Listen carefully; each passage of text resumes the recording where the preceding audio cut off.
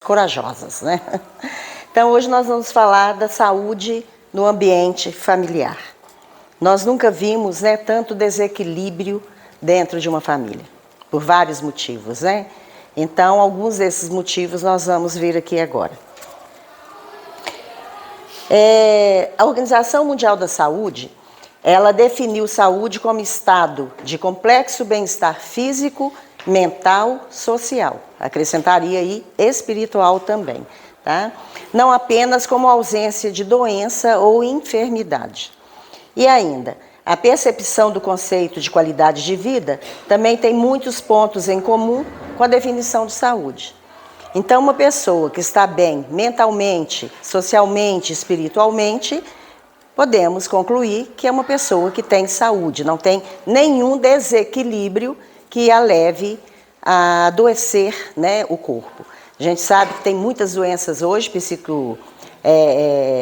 psíquicas, né, e que a mente doente traz a doença para o seu corpo, tá? Então, eu achei um texto aqui, ele é um pouquinho longo, mas eu acho que é muito importante a gente ver, ler todo, e vocês vão identificar algumas coisas aqui nesse texto, tá? Então, enquanto a gente for falando aqui, vocês vão fazendo um diálogo com vocês mesmos aí, tá? Essa Cassiana Tardivo, ela é psicopedagoga, né? Ela escreveu esse texto, Os Filhos do Quarto. Antes perdíamos filhos nos rios, nos mares, nos matos. Hoje temos os perdidos dentro do quarto. Quando brincavam nos quintais, ouvíamos suas vozes, escutávamos suas fantasias e, ao ouvi-los, mesmo à distância, sabíamos o que se passava em suas mentes. Quando entravam em casa, não existia uma TV em cada quarto, nem dispositivos eletrônicos em suas mãos. Hoje, não escutamos suas vozes, não ouvimos seus pensamentos e fantasias. As crianças estão ali, dentro de seus quartos, e por isso pensamos estarem em segurança. Quanta imaturidade a nossa! Agora ficam com seus fones de ouvido, trancados em seus mundos, construindo seus saberes sem que saibamos o que é. Perdem literalmente a vida, ainda vivos em corpos, mas mortos em seus relacionamentos com seus pais, fechados no mundo global de tanta informação e estímulos, de modismos passageiros, que em nada contribuem para a formação de crianças seguras, fortes, para tomarem decisões moralmente corretas e de acordo com seus valores familiares. Dentro de seus quartos, perdemos os filhos, pois não sabem nem mais quem são ou o que pensam suas famílias. Já estão mortos em sua identidade familiar. Tornam-se uma mistura de tudo aquilo pelo qual eles têm sido influenciados. Os pais nem sempre já sabem o que seus filhos são. Você hoje pode ler esse texto e amar, mandar para os amigos, pode enxergar nele verdades e refletir. Tudo isso será excelente, mas como psicopedagoga, tenho visto tantas famílias doentes com filhos mortos dentro dos quartos. Faço a você um convite e, por favor, aceite. Convido você a tirar seu filho do quarto, do tablet, do celular, do computador, do fone de ouvido. Convido você a comprar jogos de mesa, tabuleiros e ter filhos na sala, ao seu lado, por no mínimo 2 dias estabelecidos na sua semana. À noite, além do sábado e domingo. E jogue, divirta-se com eles, escute as vozes, as falas, os pensamentos e tenha a grande oportunidade de tê-los vivos, dando trabalho. E que eles aprendam a viver em família, sinta-se pertencentes no lar, para que não precisem se aventurar nessas brincadeiras malucas para se sentirem alguém, ou terem um pouco de adrenalina que antes tinham com as brincadeiras no quintal. Então, gente, esse texto, né, remete a gente a muitos pensamentos, né? Hoje, as famílias estão dando celular para criança de 2, 3, 4, 5 meses. Casa que tem criança deve ser uma casa de barulho, deve ser uma casa de choro, deve ser uma casa de brinquedo espalhado pela casa, criança correndo de um lado para o outro. Criança enche o nosso lar de vida. Só que os pais também estão viciados no celular. Então eles não querem ter esse tipo de trabalho. Menino gritando no meu ouvido, menino chorando, menino fazendo pirraça. Então dá um celular para o menino vai lá no joguinho, enquanto isso o pai também, a mãe está no joguinho. E cadê a relação da família? Isso tem sido muito sério o que vem acontecendo, né? E quando a gente conversa com pais, eles falam, eu não sei o que fazer. Para falar a verdade com vocês, se eu tivesse filho adolescente hoje, eu também não saberia, não. Ou eu seria a mãe chata, porque com meus filhos eu fui muito radical, né? É ou não é. Ou ia deixar para lá para não criar atrito. Muitas vezes os pais estão deixando para lá para não criar atrito. O meu bebê não pode sofrer nenhum tipo de frustração. Qualquer coisinha que acontece na escola, eu vou tirar meu filho dessa escola porque ninguém entende o meu filho. Então as crianças hoje em dia não podem ter nenhum tipo de frustração. Às vezes eu fico olhando para alguns alunos assim e fico pensando, meu Deus, que homem esse menino vai ser? Em relação à fragilidade, em relação ao dengo, sei lá, criança dengosa, frágil, que a coisa. Eu fico pensando, gente, que homem que ele vai ser? Vai ser um homem forte, determinado, que vai correr atrás dos seus objetivos? Ou vai ser um homem fraco que tem uma mãe por trás, protegendo, né? E é isso que muitas famílias estão fazendo com seus filhos. Não estão preparando os filhos para o mundo, não estão preparando os filhos para a vida. Teve uma vez que nós fomos numa palestra, né, com o pessoal da Gerdau, e uma palestrante lá, ela estava falando que o grande problema que eles têm com jovens que entram para trabalhar, a primeira vez que o chefe chama e põe o menino no eixo, ele manda para aquele lugar e vai embora, não volta mais. Então eles não estão acostumados mais com hierarquia, não tem pais que são autoridade, não aceitam a autoridade da escola, do professor. Chega atrasado na escola e vai lá o pai, passa a mãozinha na cabeça, tadinho, acordou tarde, manda entrar. Chega atrasado no emprego, uma semana, vai ser mandado embora. Mas o pai vai e passa a mãozinha na cabeça. Que homens que nós vamos ter no futuro, né? Aí eu coloquei aqui os malefícios causados pelo excesso do celular. Hoje, excesso de celular é doença mental, né? Então, nomofobia é o nome que se dá para as pessoas que são viciadas em celular. Esse vício faz com que os celulares precisem estar em mãos a todo momento. Às vezes a gente conversa com adolescente e eles falam, né? Nossa, se eu ficar um dia sem celular eu morro.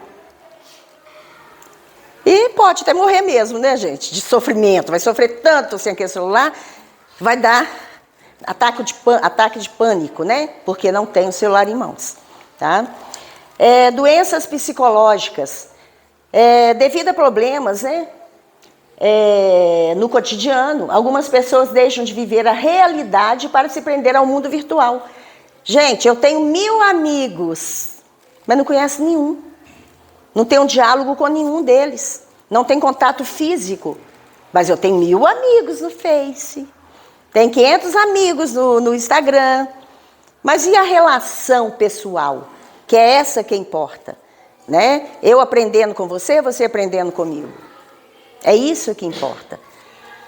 Começam a ficar reféns de tudo que está relacionado com o mundo digital e de sua interação dentro dele, como curtidas e comentários.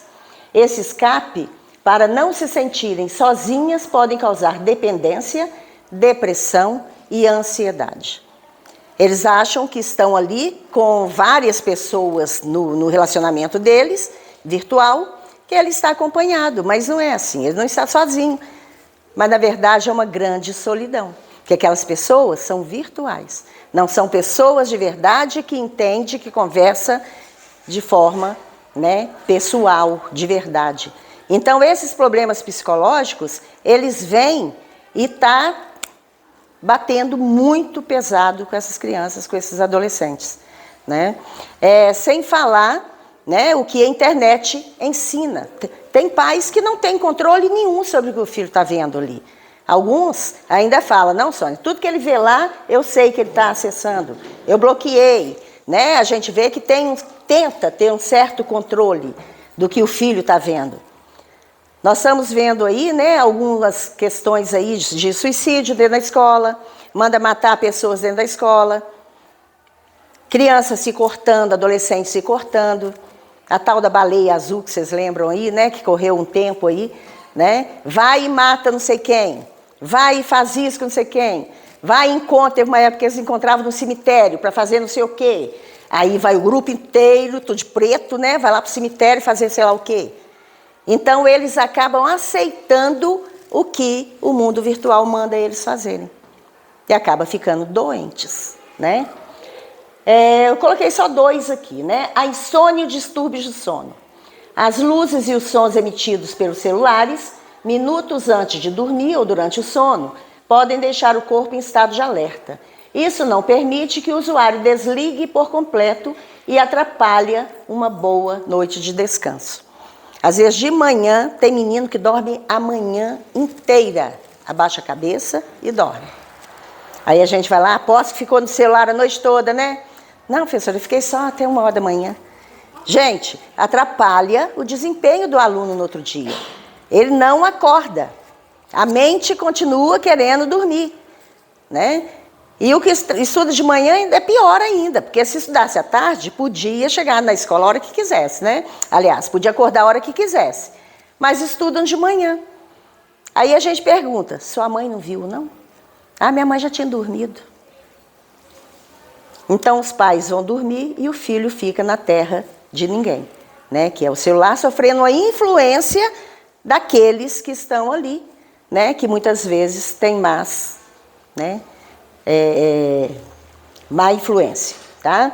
Isso sem falar, né, a questão do corpo, a postura, né? Então, as crianças já estão sofrendo com questões de postura, de ficar no celular muito tempo assim, né? Então, assim, são vários problemas que o uso excessivo do celular vai trazer para essas crianças e adolescentes.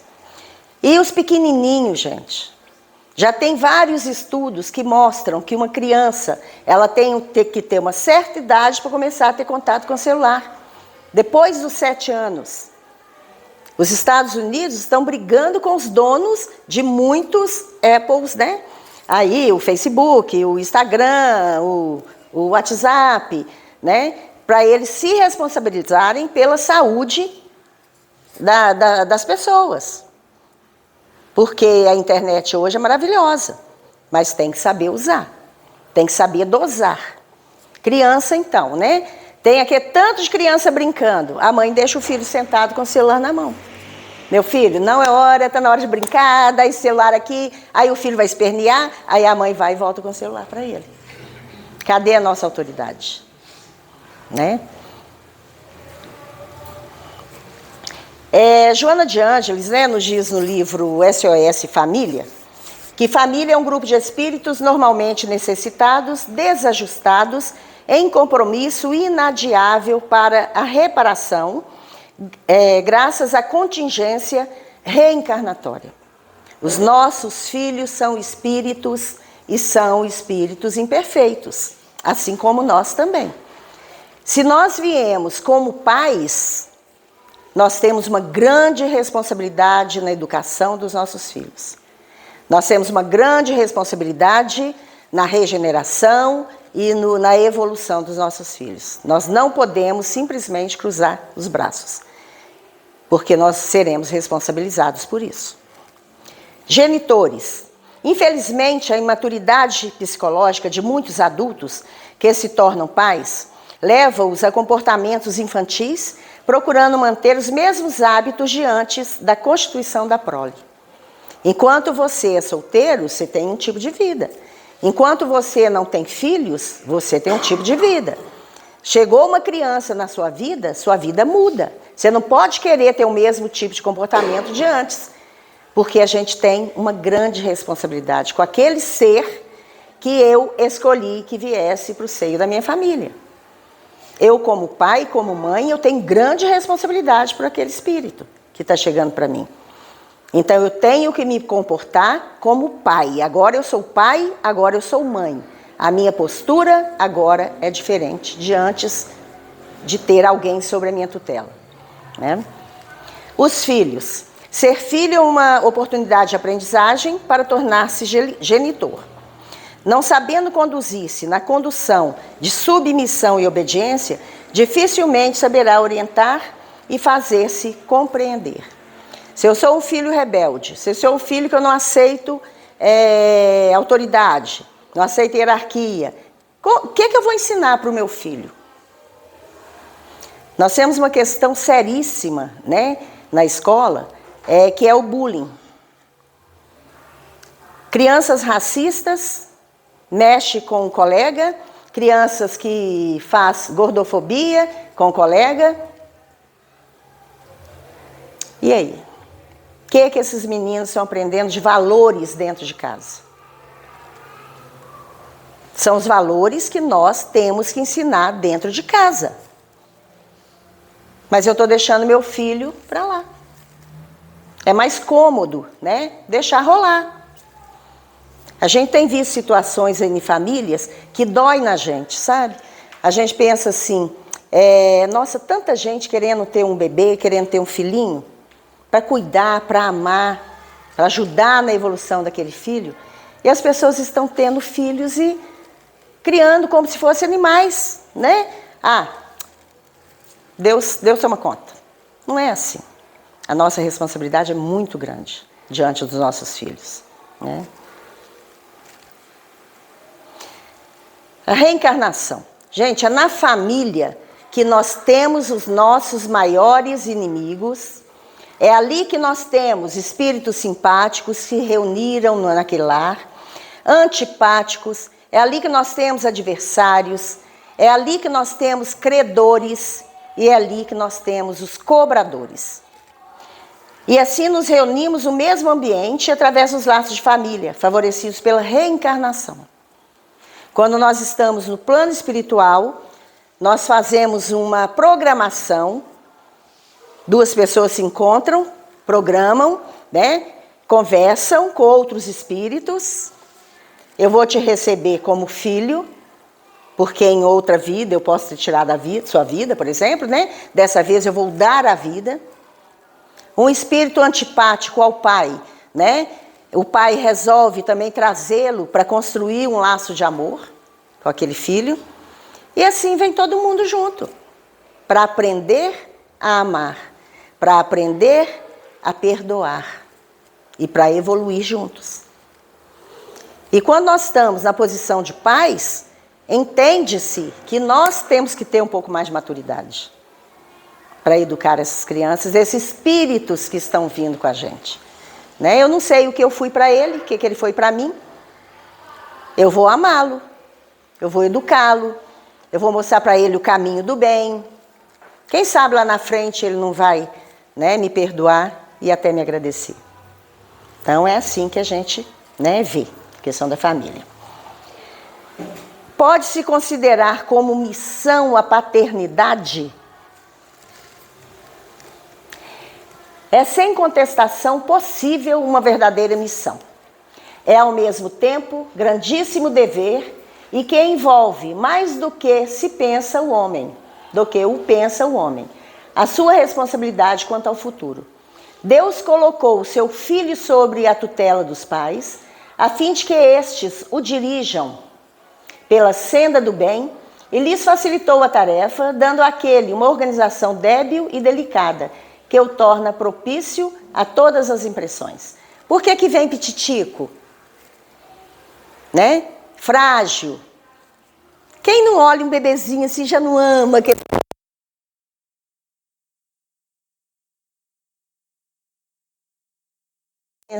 Todos os nossos ensinamentos, né? Depois vai crescendo. Se você construiu ali, você não vai ter dificuldade quando chegar na época da adolescência, na época da rebeldia. Você já construiu um elo de autoridade com aquele espírito.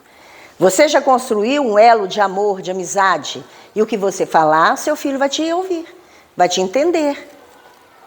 Né? Porque o amor se fez presente ali, a atenção se fez presente. Muitos há, no entanto, que mais cuidam de aprumar as árvores do seu jardim e de fazê-las dar bons frutos em abundância, do que de formar o caráter de seu filho. Eu falo que não é a quantidade de tempo que eu faço com meu filho, que eu passo com o meu filho, que vai estreitar a nossa relação de amor, de amizade, de educação. É a qualidade. Eu posso ficar 1 hora por dia com meu filho, mas é uma hora intensa, que ele sabe que eu estou ali por ele. Eu não vou inventar nada para fazer, eu estou ali por ele. E ele vai entender a hora que você não estiver presente. A gente vê muitos pais que passam 24 horas com o filho e os filhos não têm educação nenhuma.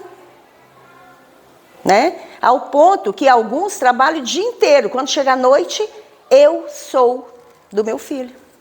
Eu quero estreitar o meu relacionamento com meu filho. Eu vou educá-lo, eu vou ensiná-lo, eu vou estar com ele, vou brincar, vou correr atrás, ele vai correr atrás de mim, etc. Então não é quantidade, é qualidade, né? Se este vier a sucumbir por sua culpa, se o filho falhar, né? Suportarão os desgostos resultantes dessa queda e partilharão dos sofrimentos do filho na vida futura, por não terem feito o que eles estavam ao alcance para que ele avançasse na estrada do bem. Olha a nossa grande responsabilidade. Essa semana eu gosto muito de falar, né? O pessoal morre de rir. Aconteceu isso, aí eu falo, né? Vai alimentando o monstrinho, amanhã o monstrinho vai te comer. Que é isso que muitos pais fazem. Alimenta o monstrinho, né, que tem dentro daquele espírito que está ali nas suas más tendências. Vai alimentando, vai passando a mão na cabeça, vai deixando o menino fazer tudo o que quer. Quando chegar amanhã, o monstrinho vai te comer. Simples assim. Quem vai sofrer? A gente sofre a vida inteira por causa de filho. Ele pode casar, ele pode ter 50 anos, 60 anos, que a mãe e o pai sofrem se eles falirem. Se eles sofrerem, né? Então, nós acabamos sofrendo junto com nossos filhos. E muitas vezes é a nossa culpa. Porque nós não soubemos direcioná-los para um caminho correto. Então, nós temos uma grande responsabilidade e nós vamos ser cobrados perante Deus por não ter feito o nosso melhor. Aí vocês podem me perguntar, e se a gente fizer de tudo e mesmo assim não der nada? Você fez a sua parte. E se ele era um espírito rebelde, que não te ouviu, não atendeu aos seus chamados, à sua educação, ao seu amor, aí ele vai responder sozinho. Mas a gente quer fazer a nossa parte, né? Nós temos que educar esse espírito para que ele possa evoluir.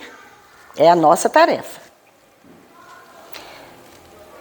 Nenhuma influência exerce os espíritos dos pais sobre o filho depois do nascimento deste? Ao contrário, né? Bem grande influência exercem e devem exercer, né? Conforme dissemos, os espíritos têm que contribuir para o progresso uns dos outros. Pois bem, os espíritos dos pais têm por missão desenvolver os seus filhos pela educação. Constitui-lhes isso uma tarefa. Tornar-se-ão culpados se vierem a falir no seu desempenho. Então, ter filho, gente, não é fácil. É uma responsabilidade muito grande. Eu conheci uma pessoa que ama a filhinha que tem, ama, mas ela odeia ser mãe. Por quê? Ser mãe requer renúncia, requer deixar de comer para dar para o filho comer, deixar de viajar, né? Uma grande aventura, porque tem que tomar conta do filhinho. Amo minha filha, mas odeio ser mãe. É o cúmulo do egoísmo, né? Eu quero ter uma vida diferente da que eu tenho. Mas eu não posso mais, porque agora eu tenho uma filha. Mas cuida-se maravilhosamente da filhinha. maravilhosamente. Todos os cuidados, todo o amor. E ela fala isso, eu não gosto de ser mãe. Né? O que requer ser pai e mãe? A responsabilidade. Vai saber o que já aconteceu lá atrás para que ela não queira ser mãe. Talvez ela tenha na sua consciência uma falha que ela teve como mãe. Ela pensou, dessa vez eu não vou querer ser mãe. Mas veio uma filha. Né? Mas, na verdade, ela ama ser mãe. Né? Porque pelo cuidado que ela tem com a filha, né? Pela renúncia que ela faz em favor da filha, né? Ela não sabe, mas ela gosta de ser mãe. Porque senão ela seria uma mãe relapsa. Lá na questão 774, no Livro dos Espíritos, há pessoas que, do fato de os animais, ao cabo de certo tempo, abandonarem suas crias, deduzem não serem os laços de família entre os homens mais do que resultado dos costumes sociais e não efeito de uma lei da natureza. O que devemos pensar a esse respeito? Diverso dos animais é o destino do homem. Por que então quererem identificá-los como estes, né? Como animais? Há no homem alguma coisa mais, além das necessidades físicas, a necessidade de progredir. Os laços sociais são necessários ao progresso, e os de família mais apertados tornam os primeiros. Eis porque os segundos constituem uma lei da natureza. Quis Deus que por essa força os homens aprendessem a amar-se como irmãos. Será porque o ser humano, né, que é o animal mais inteligente que sobre a terra, nasce tão dependente? Não podia já nascer andando, comendo, né? Já vai, menina, igual os bichinhos.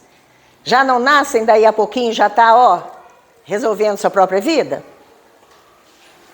Olha a diferença. Vem aquela criancinha frágil, dependente dos pais, para que os pais a amem na sua fragilidade.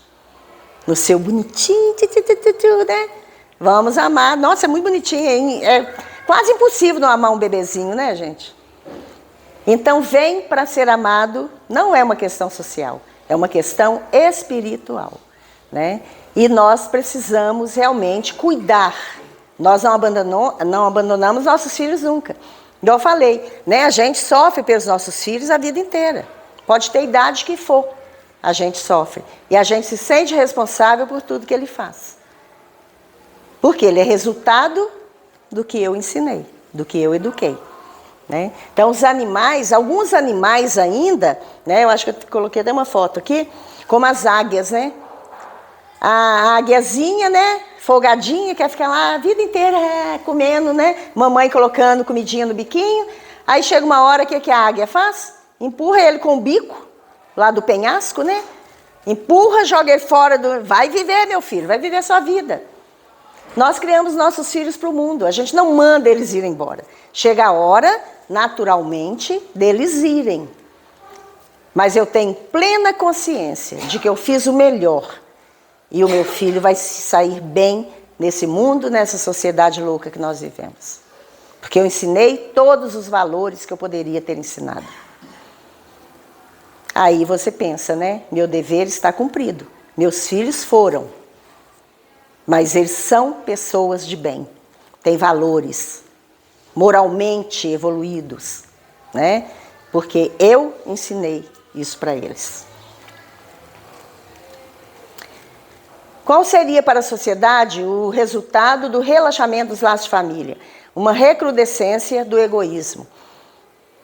Né? Igual eu falei com vocês, as famílias estão vivendo um grande drama, um grande conflito, né? Com todos os problemas que a sociedade moderna está trazendo para a gente. Sociedade capitalista, sociedade consumista, né? Então hoje não é o ser, é o ter. Teve uma vez que uma servente lá na escola, ela me falou, nossa, Sônia, tem que sair para comprar 2 sapatos e umas roupas para minha filha. Falei, mas por quê? Ela vai viajar? Não, é porque é a festa da batata e ela não repete roupa. A dona era servente. Ela não repete roupa. Falei, mas como assim? Mas ela não trabalha. Por que você tem que comprar roupa para ela porque ela não repete? Ah, tadinha, as amigas dela também não repetem, então não posso deixar ela repetir roupa.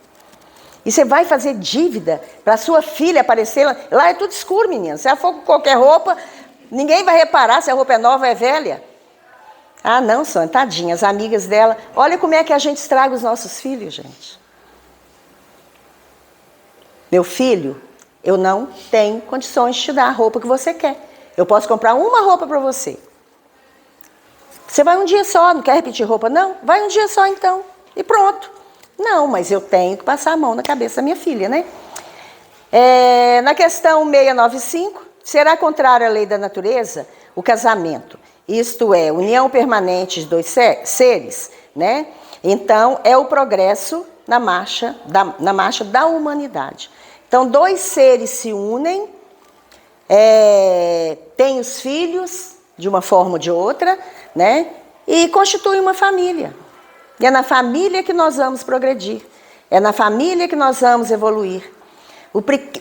O primeiro contato social que um bebê tem, primeiro grupo social, é a família.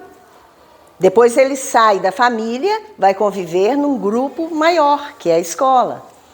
Depois na sociedade, né? Então, onde que começa a educação? Os antigos falavam, né, que é de menino que se torce pepino, né? E é mesmo. É desde pequenininho que você vai ensinando. Gente, e esses bebezinhos são sem vergonha, tá? Eles manipulam bonitinho o pai e a mãe. Eles sabem a hora que chora, porque o pai vai dar atenção. Às vezes joga o pai contra a mãe. O pai dá atenção, a mãe não vai dar. Aí ele faz beicinho para um. Eles são muito danadinhos. Eles manipulam mesmo os pais. E os pais têm que perceber isso, né? E agir de acordo, né? Para que não sejam manipulados. A família é a base fundamental sobre a qual se ergue o edifício da sociedade. Realmente, não fosse a família, né, que sociedade nós teríamos, né? Do pequeno grupo doméstico, inicia-se a experiência da fraternidade universal, ensaiando-se os passos para os nobres cometimentos em favor da construção de uma sociedade equilibrada, né? Então, é ali na família, gente, que a gente aprende tudo. Que a gente aprende a amar, que a gente aprende a respeitar, a gente aprende a ter mais caridade com o outro, aprende a perdoar, né? Então, é ali no seio da família que a gente aprende isso tudo. Quando eu chegar no meu grupo social maior, eu já tenho alguns conhecimentos, alguns valores que eu aprendi lá na minha família, que eu vou mostrar agora que eu aprendi, né? Então, nós vamos ver aqui, né? Na família, nós temos a convivência, nós temos o diálogo, a educação, a caridade, a alimentação e a religiosidade. Então, nós vamos ver cada item desse e nós vamos perceber que as nossas famílias estão com falta do bem-estar físico, social, espiritual. Então, as nossas famílias podem estar doentes, né? Então, vamos ver a convivência. Muitas famílias têm muito mais conflitos, conflito está lá em cima, do que tolerância e do que aceitação. E é ali na família que eu aprendo, né? Eu aprendo a ter tolerância, vivenciar os conflitos com tolerância, com aceitação, com amor, né? É na família que eu aprendo isso aí. Não existe família perfeita. Nossa, aquela família é perfeita. Entra nela para você ver, né, que não é bem assim. Tem os seus conflitos, sim. Mas é ali na família que a gente tem que aprender a resolver esses conflitos. Com tolerância, com aceitação e, acima de tudo, com amor, né? A convivência entre filhos e pais é um recurso psicoterapêutico valioso. Trabalhando o inconsciente de ambos, de maneira a serem superadas as reminiscências negativas que possam ressumar, né? Que possam aparecer, programando a reconciliação e o bem-estar através do amor incessante, né? Ainda lá na Joana de Ângeles, no SOS Família, né? Então, nós sabemos que nós estamos ali, não é à toa, nós estamos ali para aprender a amar, para aprender a tolerar. Então, nós vamos tentar fazer o nosso melhor, dentro da família, né? Maior tolerância, maior aceitação com o outro. Cada um é diferente, né? Às vezes os pais falam, né? Eu tenho 5 filhos, cada um é de um jeito. Mas os dedos das mãos não são iguais, né? Então cada um é de um jeito. Não tem que aprender a alinhar ali dentro da família? Se respeitar? Tem que aprender. Emmanuel, no livro Pensamento e Vida, ele fala que a família constitui o centro dos nossos reflexos, agradáveis ou desagradáveis, né? Cada criatura está ajustada ao raio de ação que é capaz de desenvolver. Não estou ali por acaso. Estou ali porque é ali que eu preciso estar. É com aqueles espíritos que eu preciso, nessa encarnação, viver junto, né? Conviver. Então ninguém está fora do lugar, gente. Ninguém está fora do lugar. Eu estou sempre no lugar certo, na hora certa. O diálogo. Como está o diálogo na nossa família? Será que está todo mundo ali à mesa, cada um no seu celular? Agora, hoje, né, nós temos, cada filho tem uma televisão no seu quarto, um computador, um tablet no seu quarto, e as famílias não se reúnem nunca. Cada um está na sua lá, ó. Que hora que a gente para conversar? Que hora que eu paro com meu filho para perguntar, e aí, meu filho, como é que está a sua vida? Como é que está nos estudos? Você está precisando de auxílio? Está precisando de ajuda?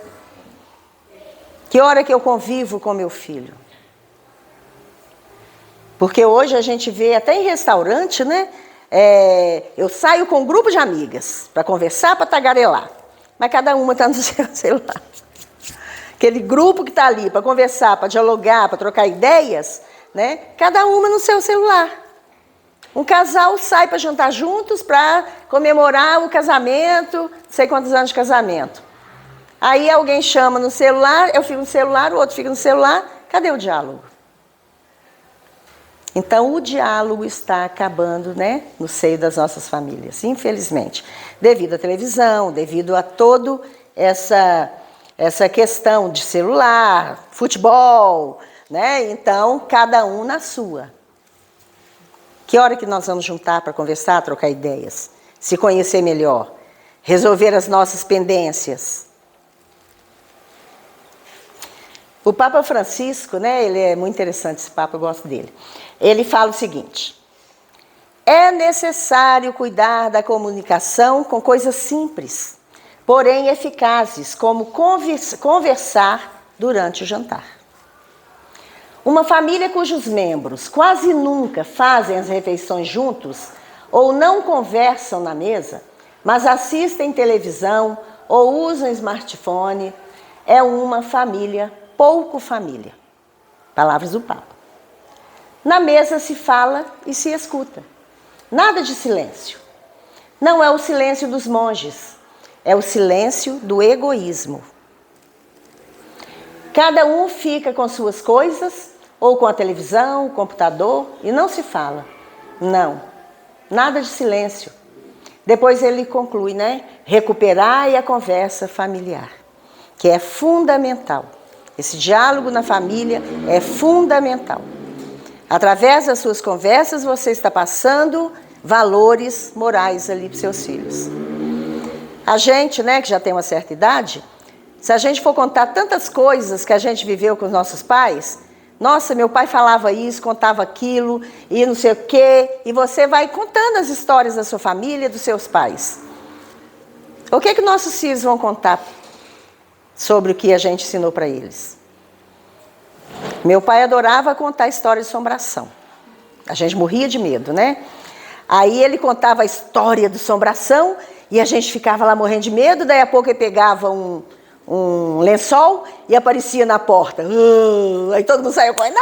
Tal, que negócio todo. Quer dizer, era uma coisa legal, uma coisa gostosa, né? Então contava vários causos, né? Hoje em dia, nós temos causos para contar para os nossos filhos. Nós não contamos nada. A minha mãe, ela conversava tanto com a gente que quem sabia... Hoje a gente sabe muita coisa dos nossos antepassados, principalmente do lado do meu pai, Porque a minha mãe contava tudo pra gente, né? Tanto que nós tivemos uma criancinha, né? Um sobrinho neto com uma deficiência, e a esposa do meu sobrinho, ela queria saber tudo sobre a família, para descobrir se tinha alguma coisa lá de trás, né, que justificasse essa dificuldade da criança. Imagine se a mamãe não tivesse contado para a gente as coisas. Quem ela foi procurar? Eu e a minha outra irmã. Porque a gente sabe, não, mamãe fala que fulano de tal adoeceu disso, fulano de tal morreu disso. Esse caso aí não teve na nossa família, não, né?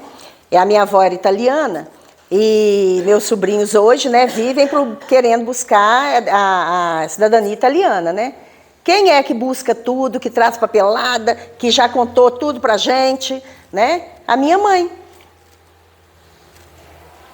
O que a gente sabe dos nossos antepassados? O que nós vamos contar para os nossos filhos, os nossos antepassados? Da nossa história. Eu sou professora de geografia e às vezes eu mando os meninos fazerem uma árvore genealógica, né? Para eles buscarem lá nas gerações passadas alguma coisa, né? Professora, é só o meu pai que sabe, é só o meu pai. Mas e os seus avós? Conversa com eles, é uma oportunidade de vocês sentarem com os avós. Ah, mas meu avô mora longe, meu pai também não sabe nada, sabe nada. Liga para sua avó, conversa com ela, quem sabe ela te conta, porque às vezes eu quero que eles façam essa árvore genealógica para buscar a descendência, né, dos nossos antepassados, os imigrantes, os italianos, os negros, para mostrar para eles que todos nós temos sangue negro nas nossas veias. Nós somos descendentes dos africanos, dos índios, dos portugueses, né, dos europeus, alguns asiáticos, né, que chegaram aqui. Aí eu peço para eles, para irem buscando, né? Tem algum italiano? Tem negro? Tem isso? Aquilo? Não sabe. Os pais também não sabem.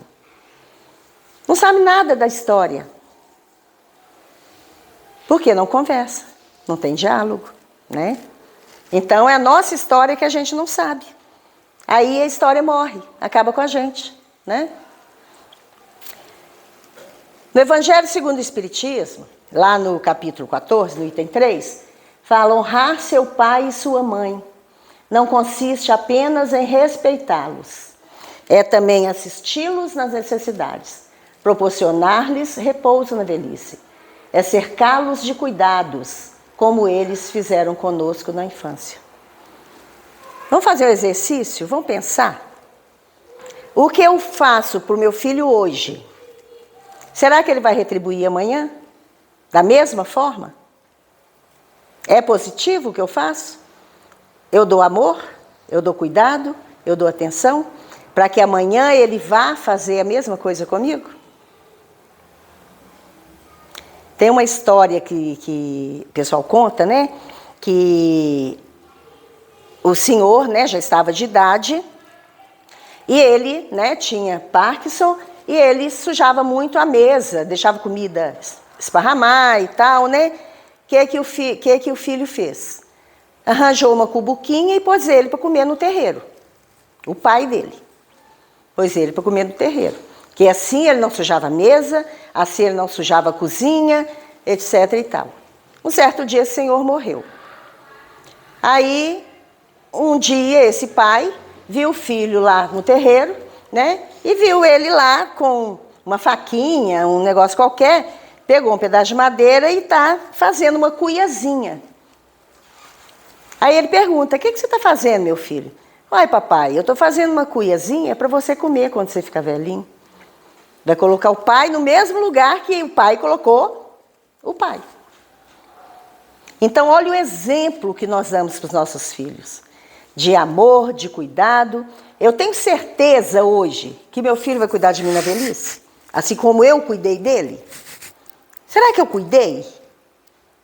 Será que eu dei amor mesmo? Ele me ama para cuidar de mim na doença, nas minhas dificuldades. Então é um exercício para a gente pensar, né? O que eu estou fazendo com meus filhos? Eu vou esperar que eles me honrem? Com o mesmo amor que eu dei para eles? Fica aí um questionamento, né?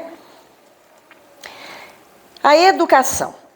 Emmanuel, né, no Consolador, ele fala: os estabelecimentos de ensino propriamente do mundo podem instruir, mas só o instituto familiar pode educar. É por essa razão que a universidade poderá fazer o cidadão, mas somente o lar pode edificar o homem. Gente, os pais terceirizaram a educação dos filhos. Menino não sabe comer à mesa? Você não vai na escola não, menino? Tem ninguém te ensinando a comer, não? Educação é no lar, é na casa que eu aprendo educação. Lá na escola é instrução. Aí o pai terceirizou.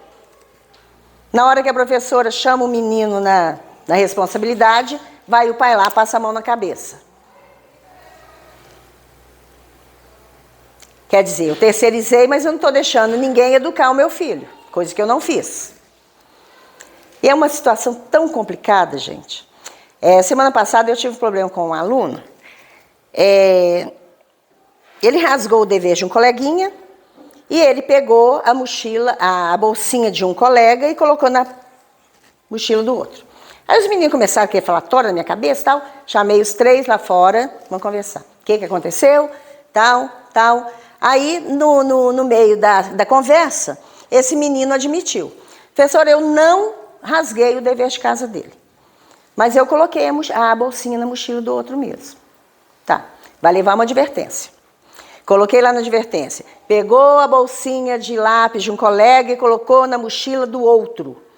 Eu acreditei quando ele falou que ele não rasgou o dever de casa do colega, mas ele confessou. No outro dia veio uma carta desse tamanho da mãe. Resumindo, ela falou: meu filho só confessou por pressão da professora. Meu filho não está errado. Ele não mente. Eu acredito no meu filho. Falei, bacana. Então eu que sou a mentirosa, né? Então, gente, a gente terceiriza a educação, mas não deixa o outro educar. E o menino falou com a mãe que eu pressionei ele, por isso que falei, foi pra forca, né? Pressionei ele, confessou por pressão. Então, assim, é uma situação, gente, a gente que lida com criança, com adolescente, vocês não imaginam o tanto de situações que a gente vê e que a única palavra que eu tenho para dizer é tristeza. A gente fica triste com uma situação dessa. Tá? Vendo os pais não deixando os filhos crescerem, não deixando os filhos se frustrarem. A vida é cheia de frustração, gente. Quem nunca perdeu? Quem nunca perdeu um emprego? Quem nunca perdeu uma pessoa? A vida é feita de frustrações. Se eu não preparo o meu filho e faço com que ele seja uma pessoa firme, segura, que resolve seus próprios problemas, como é que vai ser a hora que eu soltar ele no mundo? Vai ser aquele homem frágil, que não sabe resolver seus próprios problemas, que vai vir chorar no colinho da mamãe sempre? É isso que os pais estão fazendo.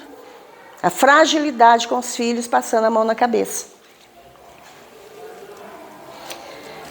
A doutrina espírita nos esclarece sobre a importância da ação educadora e regeneradora da família no processo da educação moral do homem. Né? Então, a família, né? A proposta de educação da humanidade vem da família. O homem como ser espiritual, nossos filhos são espíritos, vem da família. E onde que isso tudo junta? No lar. Olha a importância do lar, né? Para que a gente edifique esse espírito que veio para nossas mãos, né? Sobre a nossa tutela. Então, para que a gente educa, né? Para ser, conhecer, fazer, conviver. Ser um ser melhor, conhecer o mundo, a vida, né? Saber fazer a coisa certa, conviver com o outro. Ninguém evolui sozinho, a gente só evolui em contato com o outro. Aprendendo a ser caridoso, aprendendo a respeitar, né? Indulgente com a dificuldade do outro. É só em sociedade, em grupo, que a gente evolui. Educar para a coragem. Quem receia voar além dos limites não consegue alcançar os próprios limites. Né? Ali eu coloquei, né? Ela jogou o filhote. Quer dizer, o medo paralisa, impede crescimento moral e intelectual. Se a gente tem medo, né? A gente cria crianças, adolescentes frágeis. Você é uma criança cheia de problema psicológico. Não vai ter segurança para viver no mundo, não vai ter coragem de correr atrás, né, dos seus objetivos. Vai ser uma pessoa frágil.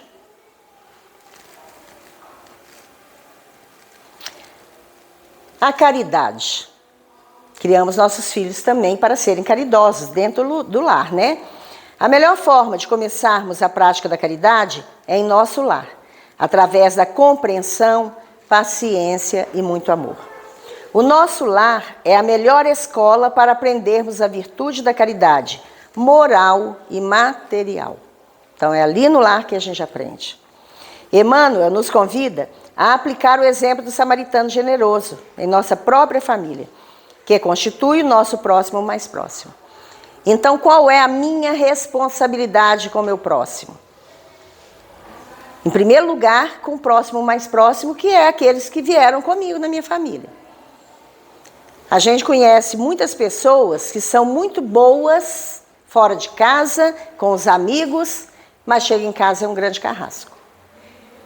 O que adianta? A caridade tem que começar dentro de casa. Eu chego do lado de fora de casa, eu estou sorrindo e tal. Chego dentro de casa, já fecho a cara, já começo a ficar nervoso com todo mundo, né? Maltratar meus filhos, maltratar minha esposa, ou vice-versa. Cadê a caridade com o meu próximo mais próximo? A minha responsabilidade não é com aqueles que estão sob a minha tutela?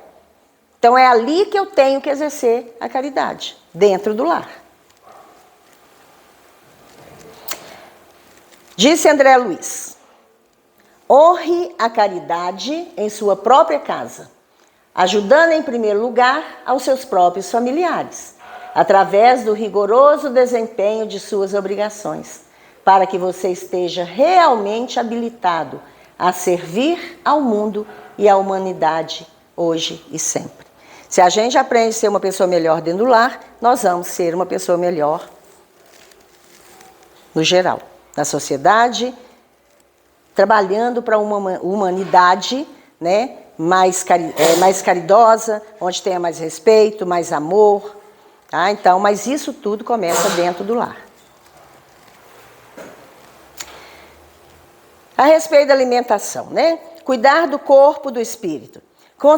Lá no Evangelho segundo o Espiritismo, né? Consistirá a perfeição moral, a maceração do corpo. Esse corpo que Deus nos deu, gente, é para ser cuidado. É a nossa ferramenta, né, nessa reencarnação. Então a gente tem que cuidar desse corpo, mas temos que cuidar também daquele corpinho que está abrigando um espírito que está sob a minha tutela, sobre a minha responsabilidade. Aí eu deixo o menino comer tudo que ele quer. Eu estou trabalhando para que ele cuide do próprio corpo dele? Não, mas ele chora se eu não der chips para ele. Mas deixa chorar, não é hora dos chips agora, né? Então, o que ele responde? Para resolver essa questão, apoiar-me-ei em princípios elementares e começarei por demonstrar a necessidade de cuidar-se do corpo, que segundo as alternativas de saúde e de doença, inclui de maneira muito importante sobre a alma, que deve ser considerada cativa da carne. Então, o nosso espírito está preso nesse corpo, eu tenho que tratar bem desse corpo. E eu tenho que ensinar o meu filho que ele também deve cuidar do seu corpo, tendo uma alimentação saudável. Não é a quantidade de biscoito recheado de chocolate que ele vai comer, é uma fruta, né? Então, a alimentação, quem ensina a alimentar bem são os pais. A alimentação saudável são os pais. Mas se eu não der biscoitinho de chocolate para ele, ele chora. Deixa chorar, cadê a sua autoridade? Não vai comer e não vai. Então, os pais têm que saber disso. Tem que ter autoridade sobre os filhos. É sim, sim, é não, não. Hoje a gente até explica para o filho quando é o não. né? Hoje é assim. Você fala não, mas você tem que explicar por que do não, para que ele entenda que não. Mas tem alguns que continuam fazendo pirraça, né? Então é não e pronto. Não pode, não pode. Aí vem a autoridade dos pais. Não é medo de falar não para o filho, não. O pai que fala só sim, sim, não é o melhor pai, não, gente. O melhor pai é aquele que fala não também para os seus filhos. Este é um bom pai, né? Então, alimentação, excesso versus qualidade, né? Quem ama, cuida.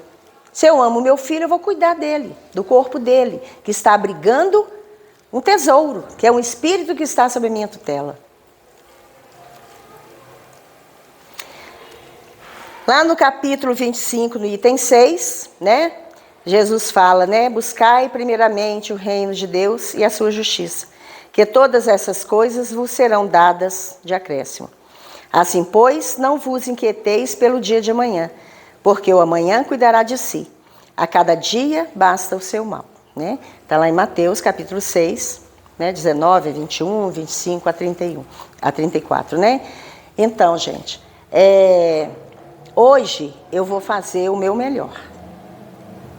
Com a minha consciência tranquila de que eu estou fazendo tudo para a educação do meu filho, para a boa educação do meu filho.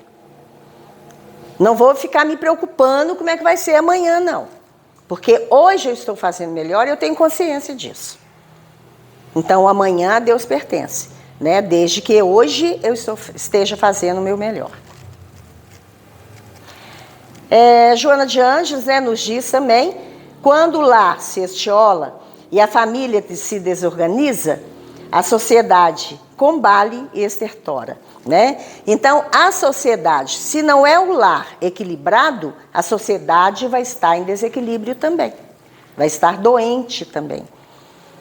Doente de valores, né? A gente hoje vê, né, jovens matando uma pessoa de rua, por exemplo, pelo simples fato de querer matar, de querer maltratar o outro.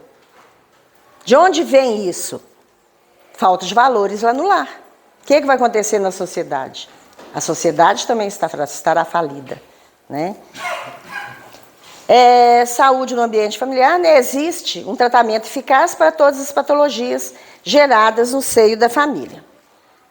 Aí nós temos aqui o Evangelho do Cristo, né? O Evangelho no lar. Seria o momento de você sentar com seus filhos, falar sobre Jesus, dar exemplos bons, né? Uma vez por semana, vamos sentar com os nossos filhos, seja pequenininho. Faz lá, dá um desenhozinho para o pititinho ficar desenhando, enquanto isso ele está, o espírito dele está ouvindo o que vocês estão conversando. Os maiores ou os adultos, né? Escolha um dia da semana para sentar, um dia que todos estejam presentes, né? Mantenha uma regularidade do dia e do horário e deixe as crianças participarem. Conta uma historinha sobre Jesus, se tiver um tanto de criancinha ali. O pequenininho que não entende muita coisa, dá um desenhozinho de Jesus, de um bichinho, para ele poder ir colorindo. E vai conversando sobre aquilo, né? Pode abrir um livro, né? Uma obra subsidiária. Pode abrir a própria Bíblia, né? Tem Bíblias infantis também. E conversa ali com seus filhos. Não é o momento da gente ficar junto com eles? Da gente ensinar valores? A religiosidade, gente, é uma necessidade. Às vezes a gente, nos estudos aqui, né, todo mundo fala a mesma coisa. A minha base foi o catolicismo, graças a Deus. Olha o tanto que nós aprendemos com o catolicismo. Quando eu comecei a questionar isso ou aquilo, para onde que eu fui? Encontrei respostas no Espiritismo. Mas que bom que os meus pais me mandaram para o catolicismo, para a missa, para o catecismo, para tudo. Eu aprendi valores. A religiosidade é fundamental. Uma criança que cresce sem nenhum tipo de religiosidade, estou falando de religião, estou falando de religiosidade, saber que existe um Deus, saber que existe Jesus, que foi o nosso maior exemplo, né, de ser encarnado aqui na Terra. E as obras que Jesus fez, as obras que Jesus, né, o que ele nos ensinou,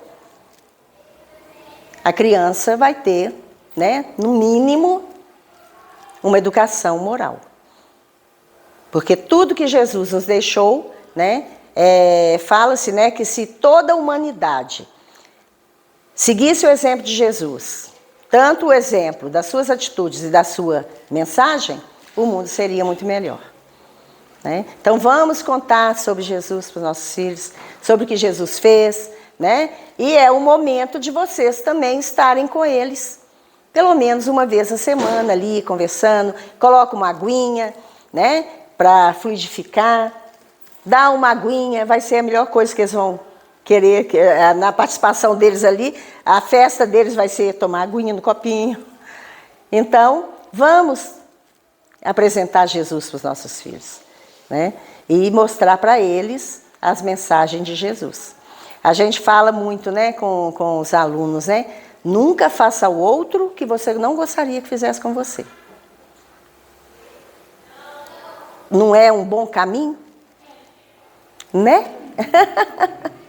Né? Porque se a gente faz ao outro tudo que a gente gostaria que fizesse com a gente, nossa, o mundo seria maravilhoso. Eu quero ser amada, eu quero ser respeitada, eu quero ter um tanto de amigo perto de mim. Eu vou fazer a mesma coisa com o meu semelhante. Então o mundo seria muito melhor, né? E finalizando, né? Façamos o melhor de nós e deixemos que Deus faça o que ainda não estiver ao nosso alcance. Sabemos que somos espíritos ainda em evolução, né? E tem coisas que a gente vai dar conta. Tem coisas que a gente ainda não dá conta. Mas um dia vamos dar, se Deus quiser, tá? Então, gente, é essa mensagem que eu queria deixar para vocês, né? Espero que tenha sido bem clara, né? E que cada um vá para a sua casa pensando um pouquinho no tudo que nós ouvimos, falamos aqui, né? Para ver se a gente consegue mudar alguma coisa no nosso lar. No mínimo, ter um pouquinho mais de diálogo, tá bom?